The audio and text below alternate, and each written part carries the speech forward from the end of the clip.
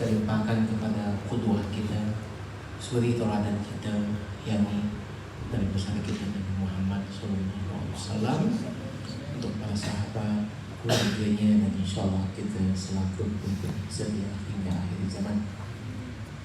Abang kakak Iblis yang berbahagia, mari kita buka pertemuan kita dengan membaca basmalah. Bismillahirrahmanirrahim.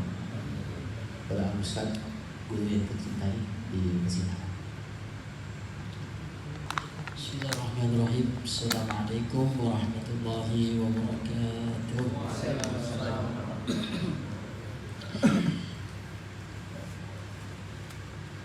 Nahmaduhu wa nasta'inuhu wa nastaghfiruh wa na'udzu bihi min shururi anfusina wa min sayyiati a'malina. May yahdihillahu fala mudilla lahu wa man yudlil fala hadiya lahu. Asyhadu an la ilaha illallah wahdahu la syarika lahu wa asyhadu anna Muhammadan abduhu wa rasuluh. La nabiyya ba'da wa la rasula ba'da. Waqad qala Allah Ta'ala fi kitabihi al-karim wa huwa asdaqul qailin. A'udzu billahi as-sami'il 'alim minasy syaithanir rajim. Bismillahirrahmanirrahim. Wa ibadur rahman alladhina yamshuna 'alal ardi hawlan. Wa qala an-nabiyyuna Muhammad sallallahu alaihi wasallam, inna min akmalil mu'minin imanan ahsanuhum khuluqan. Apa qala Rasulullah sallallahu alaihi wasallam, sadaqallahu al-azim wa sadaqa rasulun karim wa nahnu ala dzalika minasyahidin syakirin alhamdulillahi rabbil alamin.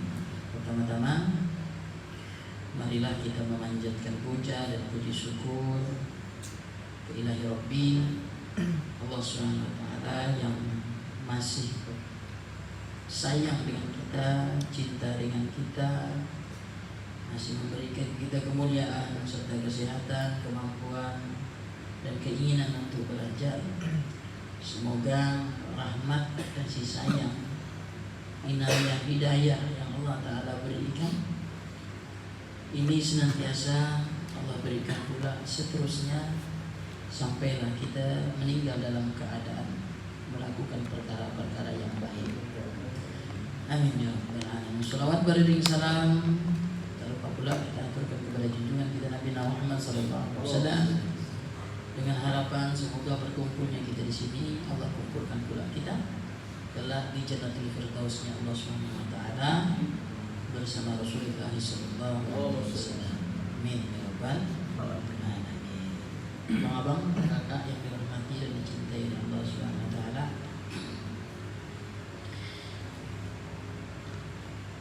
ada derajat iman yang lebih tinggi. Iman itu kan tinggi, tapi ada derajat yang lebih tinggi lagi daripada iman. Bahkan derajat seseorang itu dia melebihi derajatnya orang yang berpuasa di siang hari. Derajatnya melebihi dari orang yang senantiasa bangun setiap malam untuk ibadah.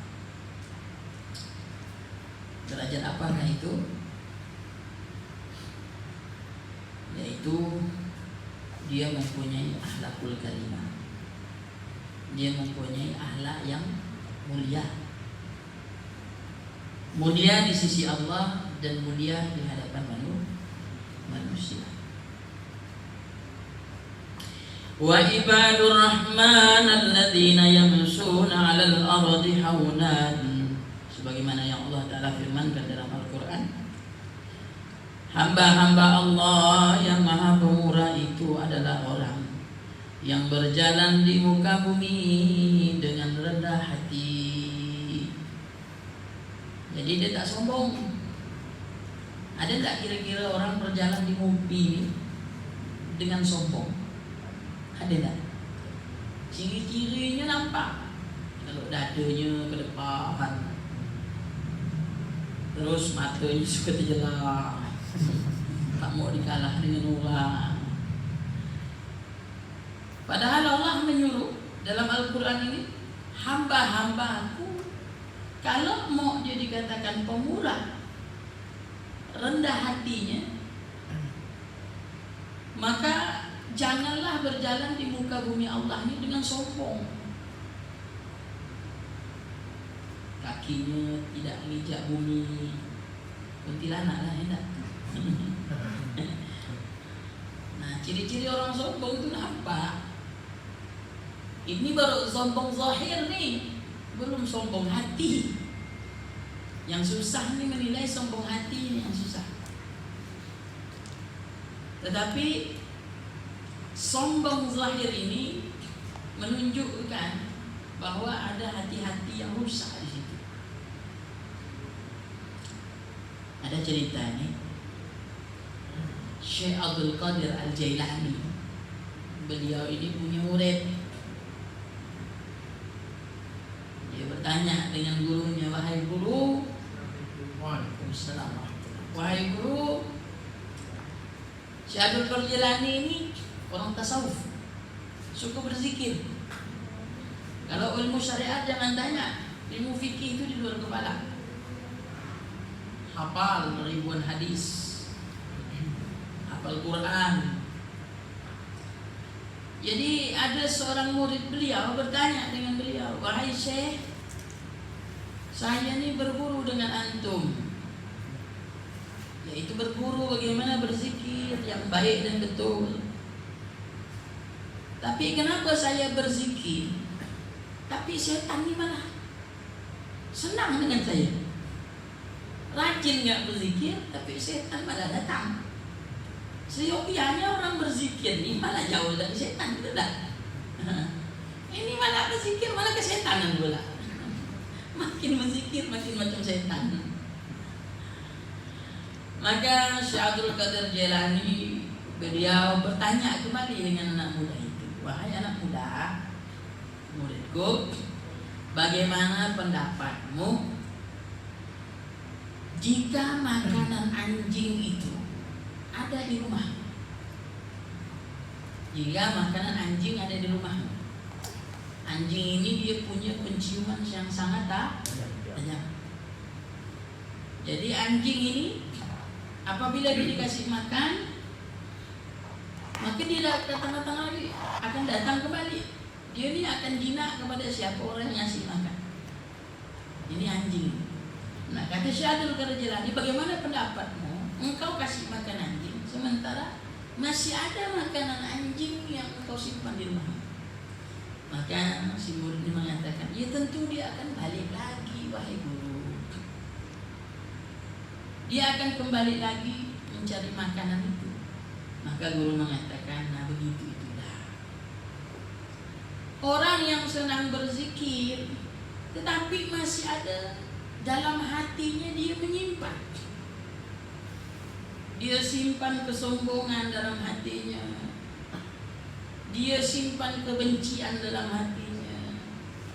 Dia simpan perkataan buruk, suka menceritakan keburukan orang dalam hatinya. Maka setan itu malah akan datang. Nah begitu itu pula lah.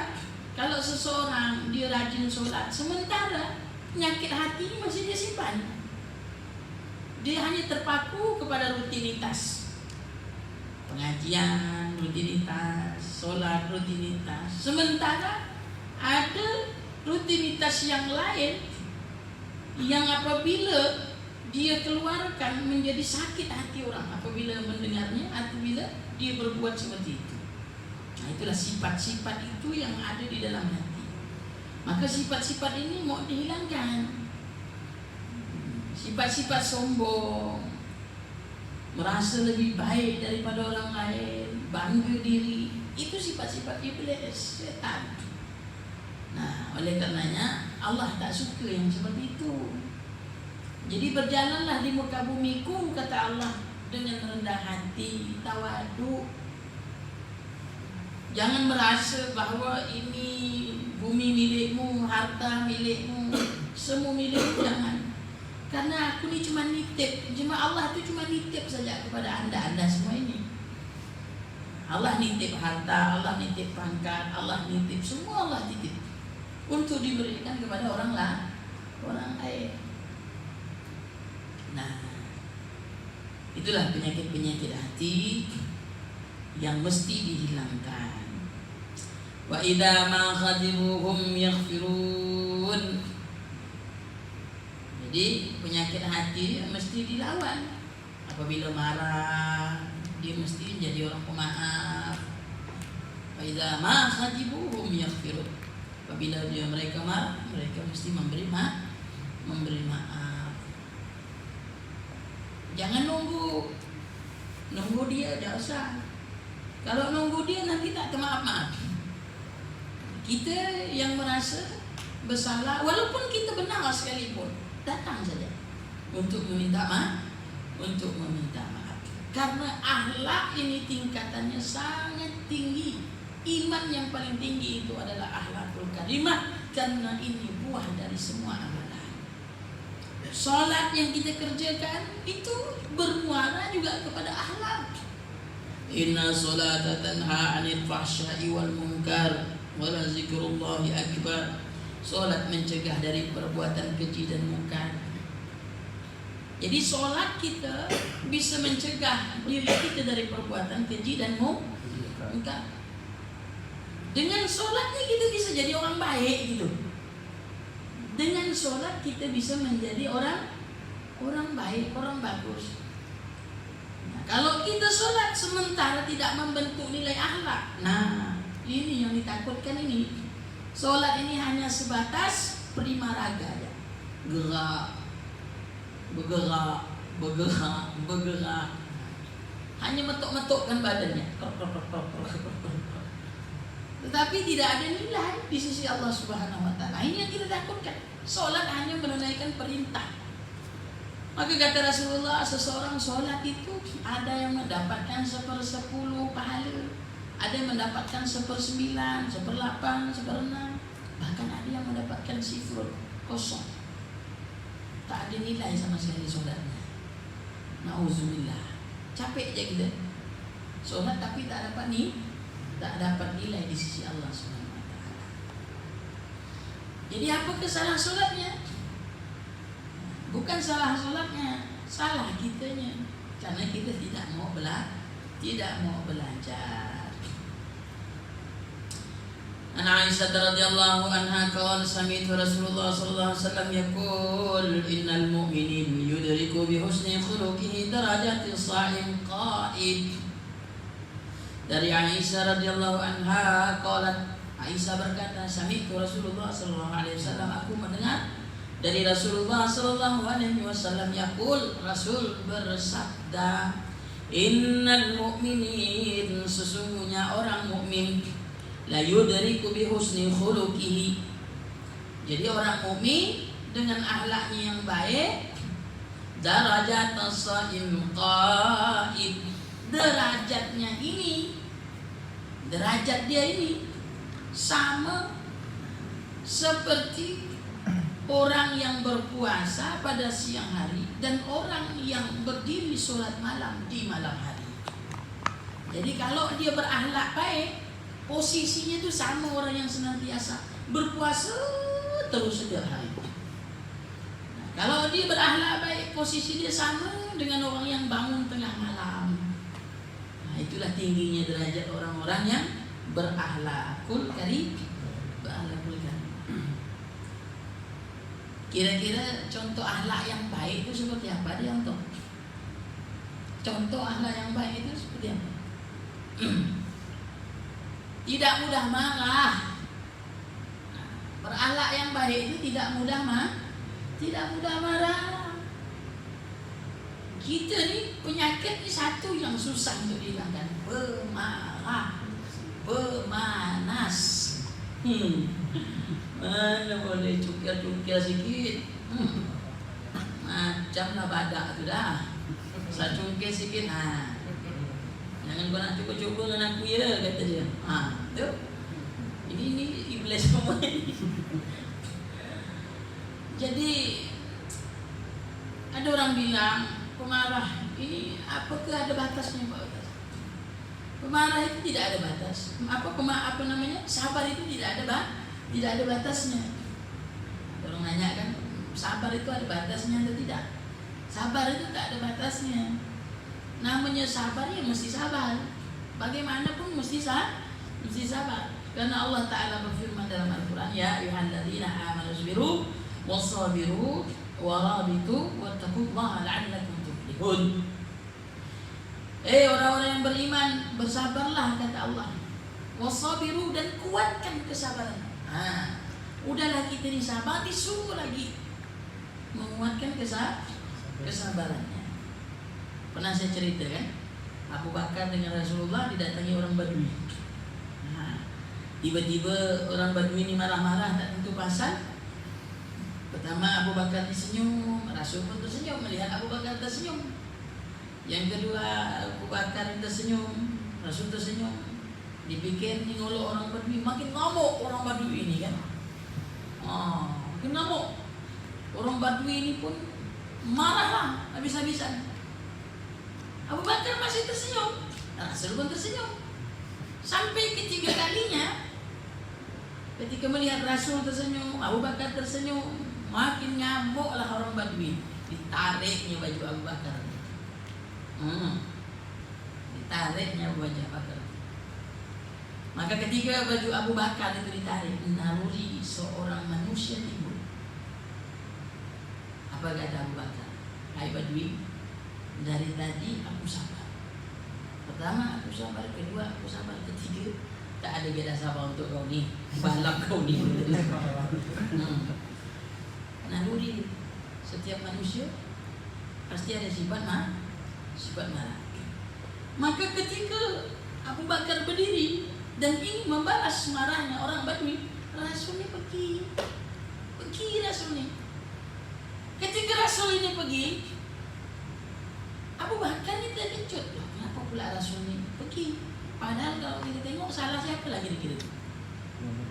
Orang Badui itu salah. Kira-kira kalau dibalas wajar tak? Wajar kan? Tapi kenapa Rasul ini pergi? Maka orang Badui tadi yang di hadapan Abu Bakar pun ingin balas marah. Tiba-tiba Rasul pergi dan Abu Bakar pun meredam kemarahannya dan mengejar Rasulullah SAW.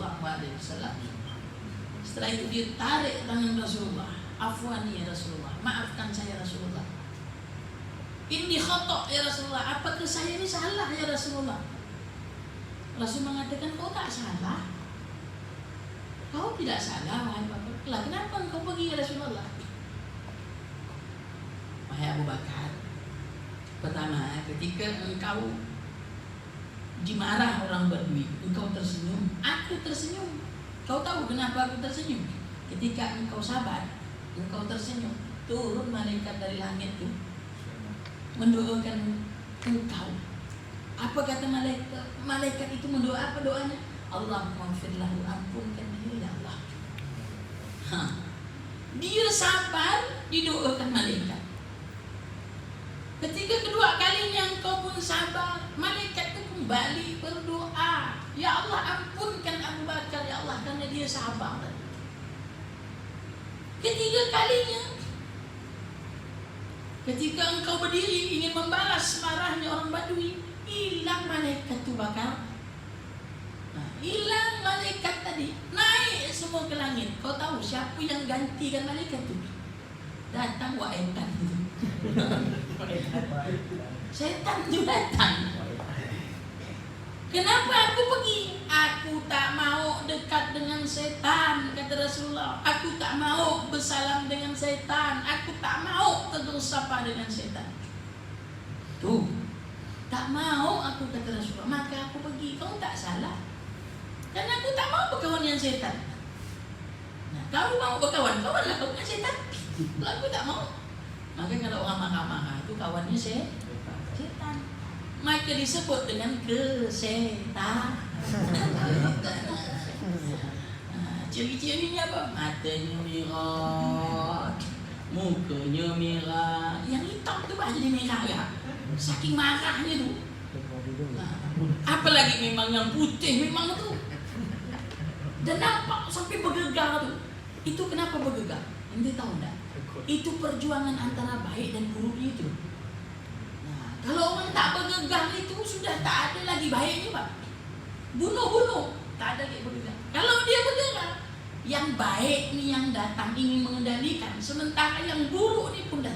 Itu yang menyebabkan bergegar antara mau dan tidak. Ya Allah, aku pukul ke tak ada ni, Allah pukul ke tak ada ni. Akhirnya dipukul pakai nama Allah Akbar. Allahu Akbar. Berderai lah piring di rumah itu. Ya Allah, ada ibu-ibu yang bertanya dengan saya, ngadu lah cerita rumah tangga. Pak Ustaz, kata dia, laki saya ni suka marah Pak Ustaz. Ni kalau dah marah ni habis semua barang-barang dipecahkan semua. Nah sekarang masih marah, masih Pak Ustaz. Terus pecah piring, saya ganti plastik Pak Ustaz. Jadi kalau dia marah, piring ganti plastik, saya uluk lah, pecahkanlah, kita pecahkanlah. Diganti plastik. Lagipun saya suka gak Ustaz, kalau dipecahkan nanti dia nak beli, bukan saya beli, kata dia. Nah, jadi marah ini sebenarnya tak baik. Jangan dituruti marah ini. Maka kata Rasulullah SAW, apabila engkau marah dalam keadaan berdiri, engkau duduk. Duduk pun masih engkau marah, baring. Baring pun masih engkau marah, pergi wudu. Kata Rasulullah, sesungguhnya syaitan itu terbuat dari api, dan api akan padam apabila terkena air. Wudu pun masih marah, istighfar, astagfirullahaladzim, pegang dada terus, astagfirullahaladzim. Beristighfar juga masih marah, berarti syaitan benar ada itu dah. Udah tak umpan semua dah. Kan ada ibu-ibu tu yang begitu, dia balik kan dari pengajian. Lakinya tanya, "Dek, ini kau balik malam Jumat, apa yang kau dapat pengajian tu?" Bang, Ustaz tadi bilang tu, ini malam Jumat ini sunnah Rasul. Kalau kita berhubungan badan ini sama dengan kita membunuh 40 setan. Berhubungan badan tu sampai dengan membunuh 40 setan. Betul lah dia. Ustaz yang ngomong, takkan pula dia buta. Kalau kita berhubungan sampai 2 kali, 80 setan. Kalau kita berhubungan 3 kali, 120 setan. Kalau sampai 4-5 kali, abang setan. Adalah kuat. Setan ada begitu. Paham tak? Nanti kamu ya. Paham. Kalau Ayub sih paham.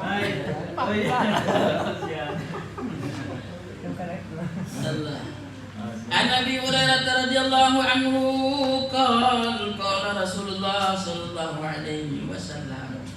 Jadi saya teringat ceritanya Sayyidina Umar.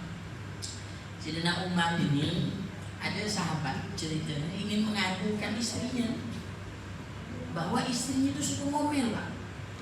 Ngomel terus. Pokoknya ada waktu luang ngomel lagi. Ada waktu luang ngomel lagi. Tak habis ngomel. Setelah bini dapat macam ini. Jadi datanglah dia kepada Sayyidina Umar ingin mengadukan. Jadi sampai di depan pintu, tiba-tiba terdengar dari pintu tu, gelepak. Dengarnya betul-betul. Rupanya bini Sayyidina Umar ni ngamuk dan mengalahkan bini dia di rumah. Saking dahsyatnya bini Sayyidina Umar tu. Akhirnya dia ni tadi nak ngadukan bininya, solusinya seperti apa gitu bang, dapat bini macam ini. Rupanya bini Sayyidina Umar ni lebih parah daripada bini dia. Akhirnya dia tak jadi ngadukan. Baliklah dia. Ternyata besok Sayyidina Umar manggil dia. Kata Sayyidina Umar, ada orang nengok kau berdiri di depan rumah, dia melapor kepada aku. Apa gerangan? Gini Sayyidina Umar, saya ini punya istri yang kerjanya cuma ngomel, beletel aja. Nah terus itulah begitu aku berdiri di depan pintu kau, aku dengar bini kau ini lebih parah dari bini aku. Ngeri aku dengar. Nah kenapa engkau bisa bertahan wahai Sayyidina Umar, istri seperti itu? Padahal engkau ni Amirul Mukminin. Siapa yang tak kenal dengan engkau? Jin hantu bangkit yang takut dengan Sayyidina Umar. Begitu kena bininya, kecut dia. Nah, cerita Ustaz Latif dulu lah. Pernah dengar tak? Cerita dah salah tu belum? Ada bini suruh ngomel. Suami ni bilang sama isteri dia, ayo kita pergi ke mall. Kita belanja lah mas. Belanja apa yang kau mau belanja. Belanja, setelah itu diajak dia jalan-jalan. Duduklah di tepi semua. Ditolaklah bininya masuk dalam sumur. Berapa saat kemudian keluarlah jin dalam sumur tadi. Terkejut. Siapa kau? Aku jin penunggu sumur. Loh, muka kau ni memang mengerikan lah. Berapa lama kau tinggal di sumur? Sudah 1000 tahun aku tinggal di sumur ni, tak pernah keluar. Baru akhir ini aku keluar. Kenapa pula? Ada orang ngomel dalam sumur ni. Dalam sumur mobil. Jangankan bapak-bapak, jin yang lari. Ayo ya. Jadi kalau laki-laki itu tak heran lah. Jin dia takut tak. Bila 1000 tahun jin tu. Bukan sehari 2 hari. Nah, kata Sayyidina Umar, ketika ditanya sama sahabat, kenapa engkau bertahan dengan istri seperti itu? Mudah aja dia jawab. Wahai temanku yang kusayang, aku ni bersyukur kepada Allah. Aku ni bersyukur kepada Allah SWT dapat istri yang seperti ini. Loh, kenapa engkau bersyukur? Sedangkan realitanya bahwa istrimu ini lebih parah daripada dirimu. Ngomelnya lebih kuat. Sekarang begini, kalau tak ada istri aku, siapa nak jaga anak aku? Kalau tak ada istri aku, siapa nak nyiapkan makanan begitu aku balik dari rumah? Kalau tak ada istri aku, siapa yang nak nyiapkan, yang mendidik anak? Siapa yang nak nyusuhkan anak aku? Istriku tu lah. Istri aku tu. Coba sekarang kalau istri ni tak bayar, nyuci 1 bulan 3 juta. Tak usah 3 juta lah, 1 bulan 500 ribu ya? Ya tak bu? 1 bulan 500 ribu nyuci. Ngasuh anak, baby sister sekarang berapa kira-kira? 2 juta. Jadi 2,5 juta. Nah, ya. Nyuci 500, ngasuh anak 2 juta.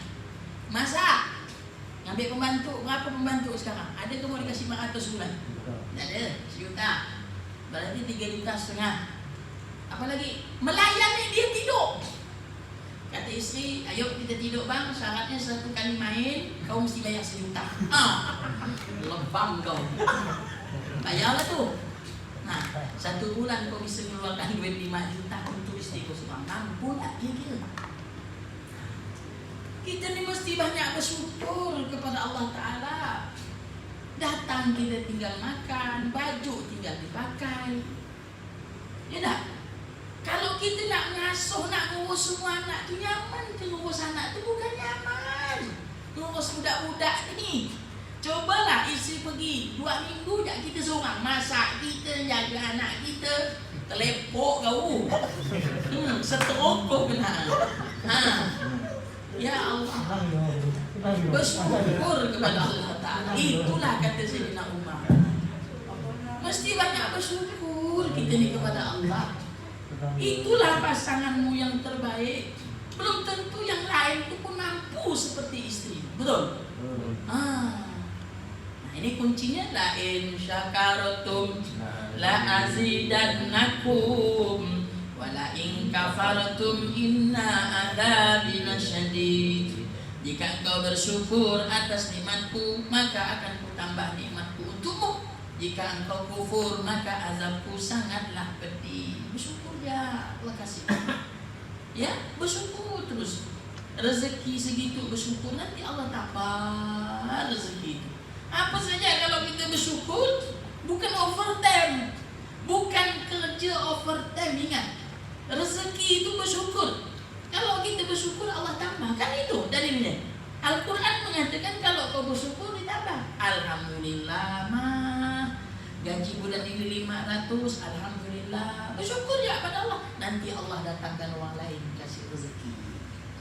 Nah, itu rahasia Allah. Kita tak ada yang tahu. Maka selalulah kita berbaik sangka kepada Allah.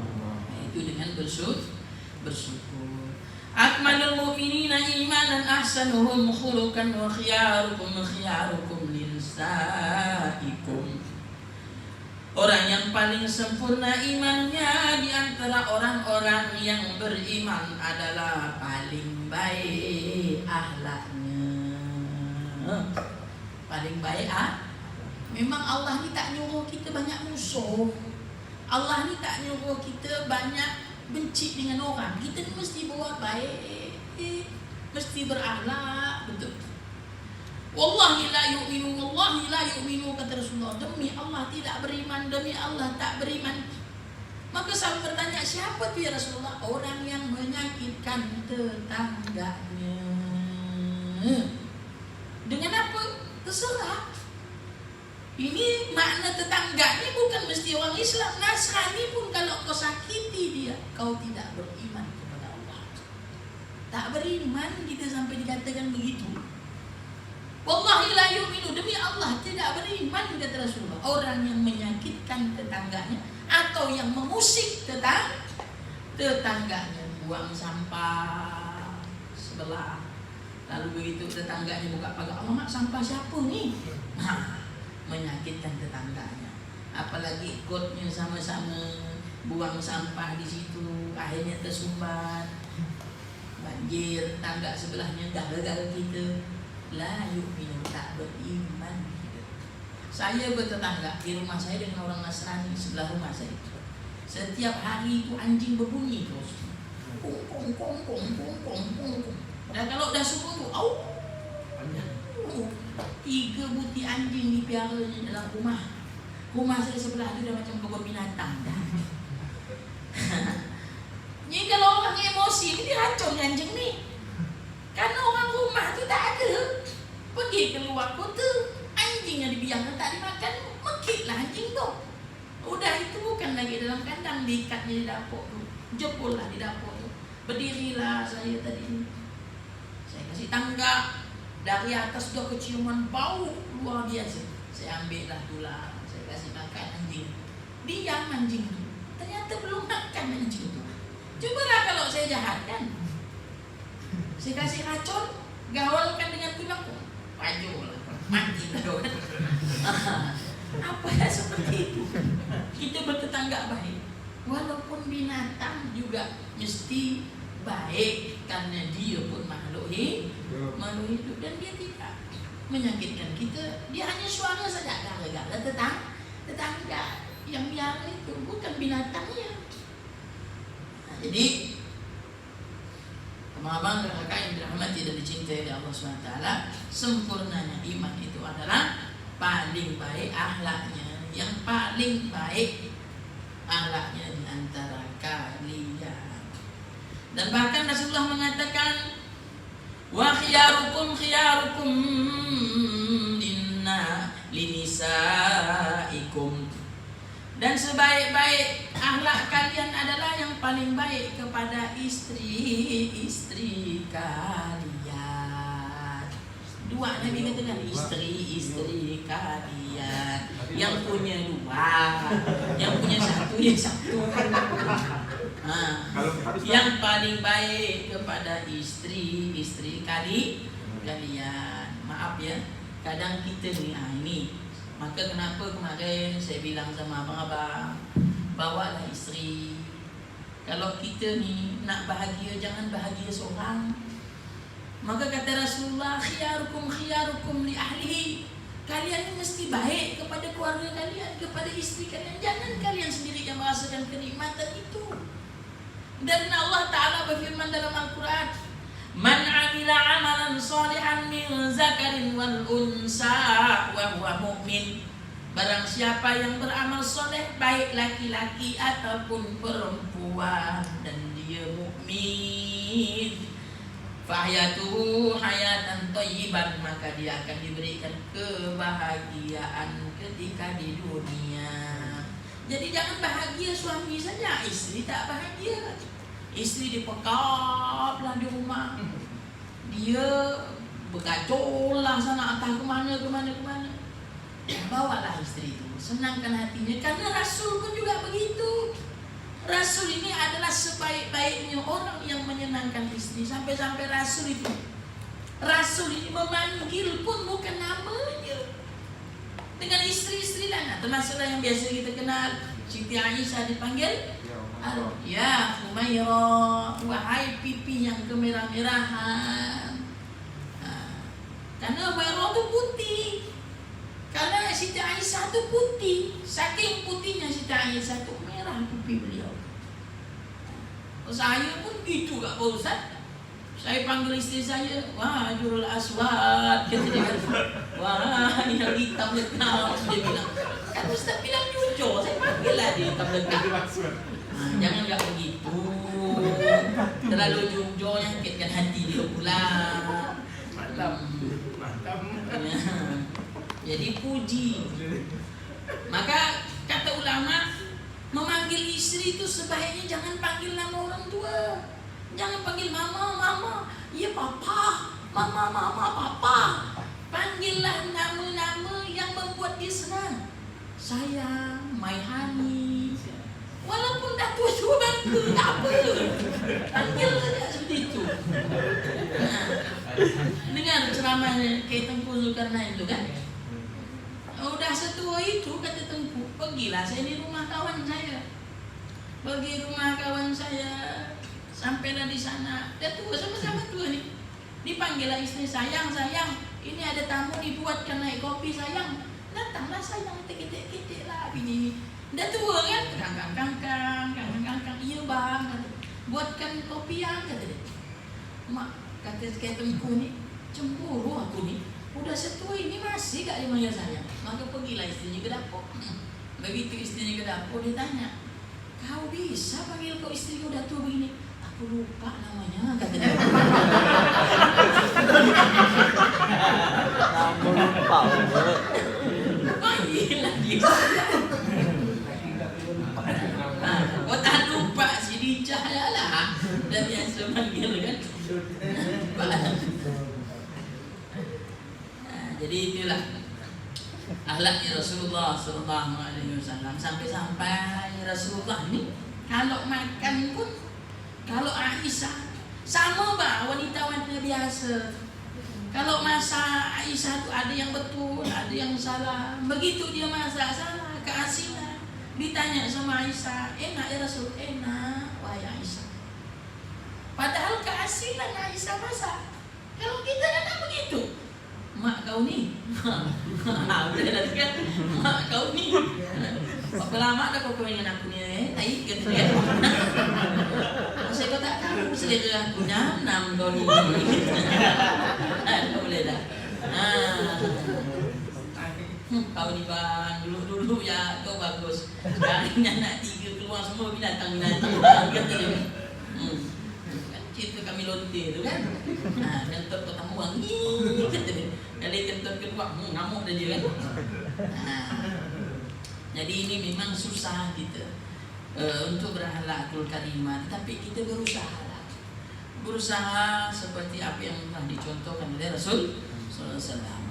Innamal min akmalil mu'minin imanan ahsanuhum khuluqan wa a'zamuhum bi'ahdihi. Dari Aisyah radhiyallahu anha, ini yang dilihatkan oleh Aisyah nih, istri Nabi ini. Rasulullah SAW beliau bersabda, sesungguhnya orang yang paling sempurna imannya di antara orang-orang beriman adalah orang yang paling baik akhlaknya, ada yang paling lembut dan kasih sayang pada keluarganya. Tuh.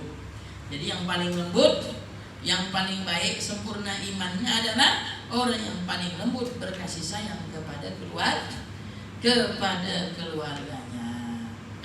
Jadi kita ni jangan sama kawan yang baik. Dengan kawan apapun kawan dibelikan. Begitu bini nak beli cabai bawang ya susah. Tak usah. Tak boleh. Karena keluarga inilah yang kita lebih utamakan dari yang lain. Tetapi bukan kita memutuskan persahabatan dengan yang lain.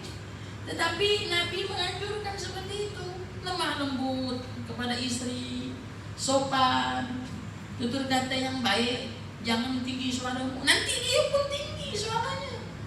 Apa kau yang kau contohkan, begitu pula dia nanti ikut. Bini itu kan merekam. merekam tingkah laku kita. Kalau kita suka berjalan, nah dia dendam tuh, berjalannya dia tuh. Nah, kalau kita jahat mulut, ngomong kasar, dia pun akan ngomong kasar. Kalau kita lembut dengan dia pun akan lembut. Nah, coba kalau kita manggil dia sayang, dia pun nanti manggil kita sayang. Begitulah seorang istri itu.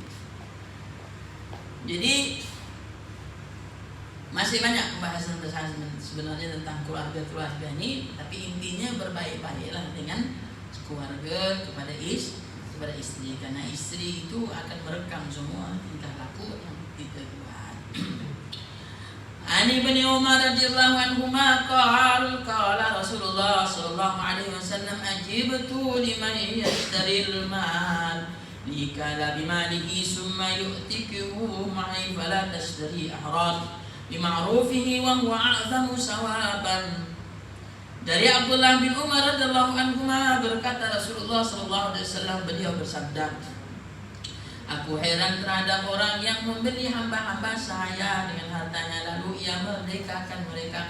Mengapa ia tidak membeli orang-orang merdeka dengan kebaikannya, padahal yang demikian itu lebih besar pahalanya. Artinya kalau orang berbuat baik itu pahalanya lebih besar daripada orang yang memerdekakan hamba sahaya.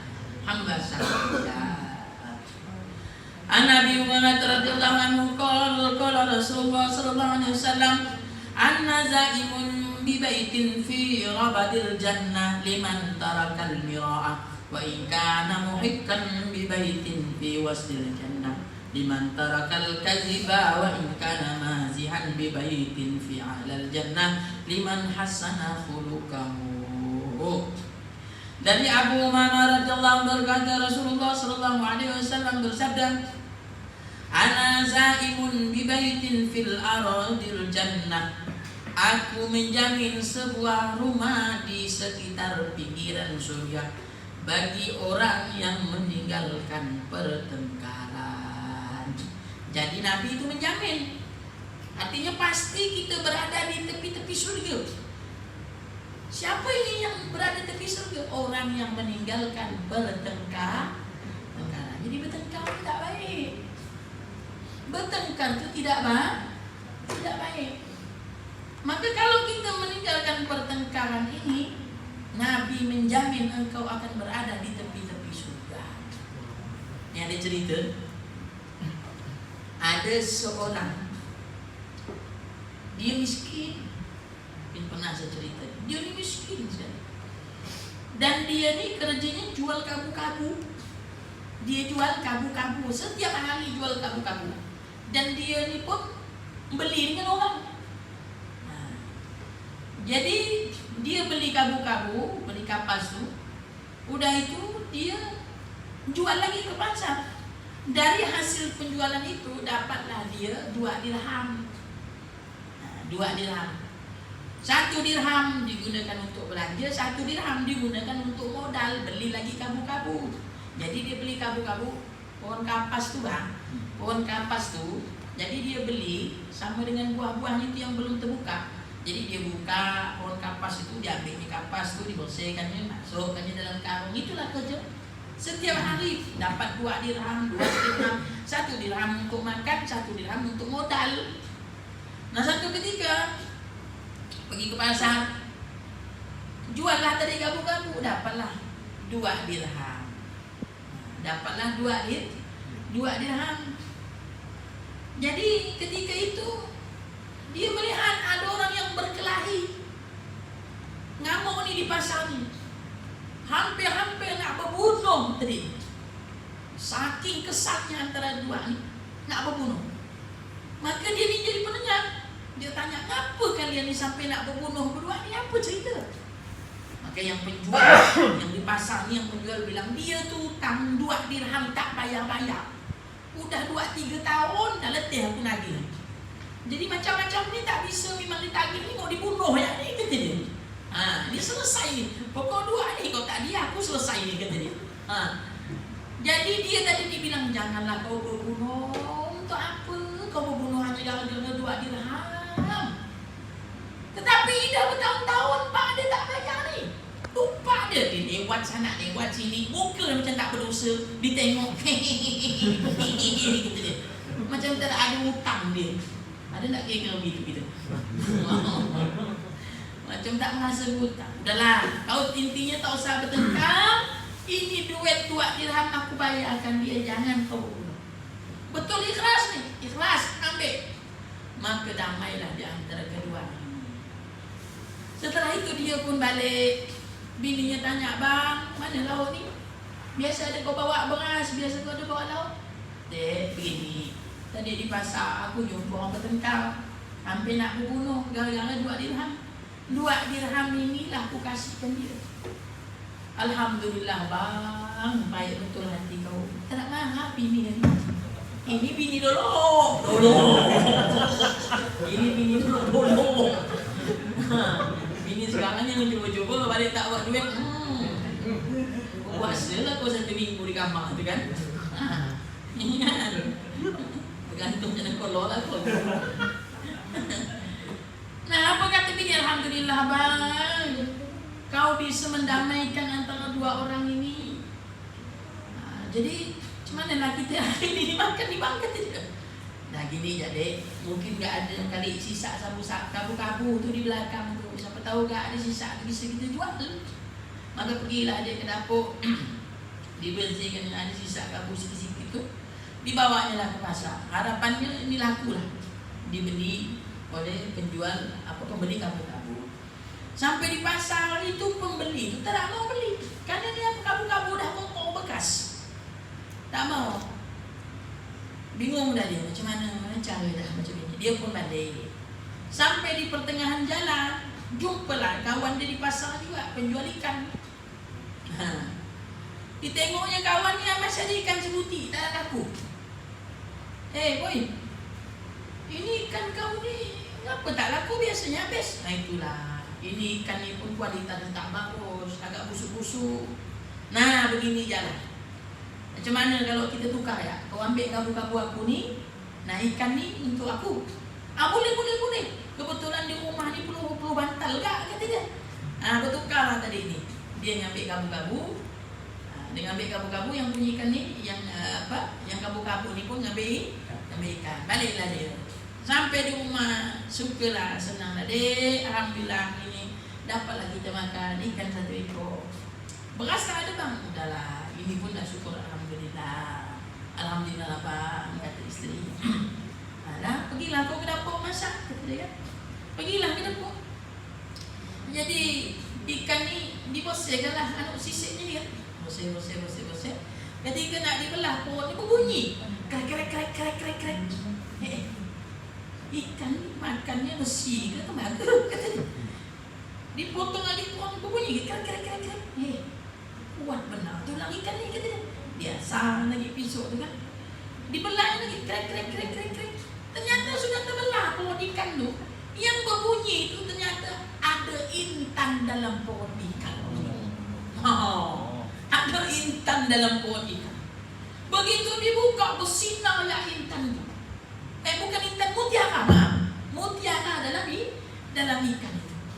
Maka bergegar si ibu tadi ni yang berlari.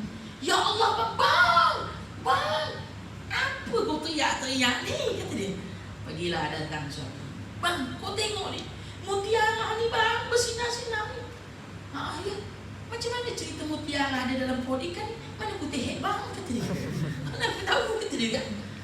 Karena dia ni orang miskin, tak pernah tengok intan secantik itu. Bergegarlah tadi. Takut-takut gak ini bukan hak dia. Jadi mamak dia termenung, berdiskusi dengan isterinya. Bang, kata isteri, ini rezeki kita bang, Allah hantar. Karena abang pun dah bayar dengan kabu-kabu, mati dah jadi milik kita. Bagus abang pergi ke pasar, abang tukarkan ini mutiara ni. Cari tempat orang penjual ni, abang jual mutiara ni. Terserahlah berapa, yang penting kita dapat makan hari ini bang. Jadi bekerjalah si suami ni ke pasar. Sampai di pasar, tempat di toko mutiara ni. Dia pun mengatakan, tuan, saya nak jual mutiara. Itu penjual mutiara ni dari ujung sampai kepala. Betul lah, kau nak jual mutiara ni. baju kau ni koyak apit macam ini. Orang miskin kasihan. Tak yakin tadi. Maka ditunjukkanlah mutiara ini, Pak. Terkejut orang penjual mutiara ni. Ya Allah, Pak. Ini mutiara mahal ini, Pak. Ini bukan kelas-kelas biasa nih, Pak. Ini mutiara mahal, sangat mahal. Aku tak mampu membelinya ini, Pak. Aku hanya mampu mutiara yang kecil-kecil saja. Kalau Bapak mau, Bapak pergi ke sana, ada penjual mutiara, pembeli mutiara yang paling mahal sana, pergi ke sana. Ya Allah, ya Rabbi. Coba kita pikir selogika. Namanya orang berdagang nih, banyaknya nipu daripada benar. Tapi kenapa Allah datangkan orang baik?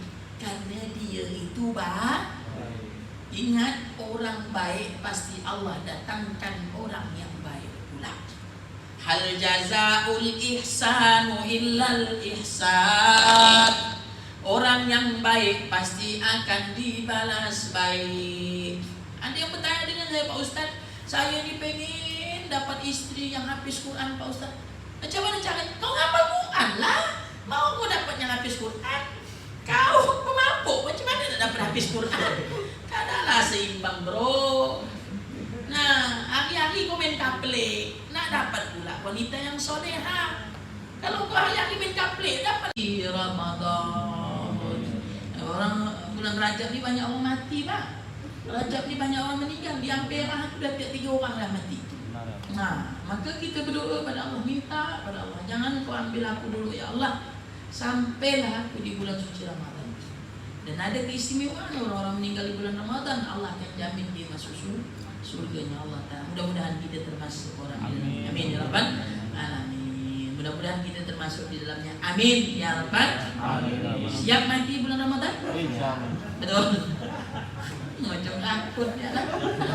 Berarti tak siap lah tu. Masih banyak tunggahan Pak Ustaz. Kredit foto belum habis. Baik, sempurna majelis kita tutup dengan membaca doa kifarah.